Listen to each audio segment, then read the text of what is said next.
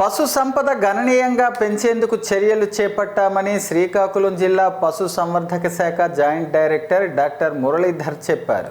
శ్రీకాకుళంలో మీడియాతో మాట్లాడుతూ కేంద్ర రాష్ట్ర ప్రభుత్వాలు పశు సంపద పెంచేందుకు రైతులకు ఇతోధికంగా రాయితీలు ప్రోత్సాహకాలు ఇస్తున్నాయని, చిన్న సన్నకారు రైతులు వీటిని సద్వినియోగం చేసుకోవాలని ఆయన కోరారు.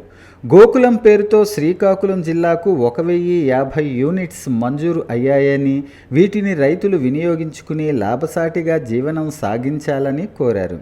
శ్రీకాకుళం జిల్లాలో ఉన్న 30 మండలాల పరిధిలో గోకులం లబ్ధిదారులు ఎంపిక జరుగుతుందని, ఈ పథకం కింద ప్రతి మండలానికి 30 నుండి 40 షెడ్డుల నిర్మాణం జరుగుతాయని ఆయన స్పష్టం చేశారు.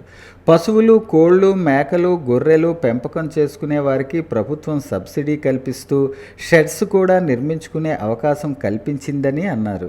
కేవలం వ్యవసాయంపై జీవనం సాగించే రైతులకు అదనపు ఆదాయం సమకూర్చేందుకు పశువులు, కోళ్లు, మేకలు, గొర్రెలు పెంచుకోవాలని జాయింట్ డైరెక్టర్ కోరారు. శ్రీకాకుళం జిల్లాలో ప్రస్తుతం 6 లక్షల పశువులు ఉన్నాయని, వీటి శాతాన్ని గణనీయంగా పెంచేందుకు అన్ని రకాల చర్యలు తీసుకుంటామని చెప్పారు. 100 కోళ్ళకి 500 కోళ్ళకి 200 కోళ్ళకి ఈ షెడ్లు మనకి సబ్సిడీ రూపంలో లభిస్తుంది. 100 కోళ్ళు అయితే 87,000 రూపాయలు యూనిట్ కాస్టు. దీనిలో 26,000 ఒక 100 రైతు కట్టాలి, మిగతా 60,900 సబ్సిడీ రూపంలో లభిస్తుంది. అలాగే 200 కోళ్ళకైతే 132,000 యూనిట్ కాస్టు.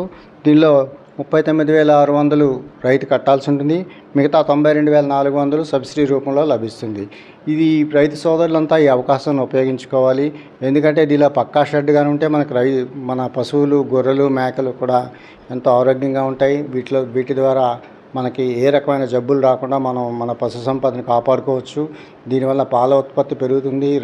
గొర్రెలు, మేకలు కూడా తొందరగా ఎదిగి మంచి అభివృద్ధి చెందడానికి అవకాశం ఉంటుంది.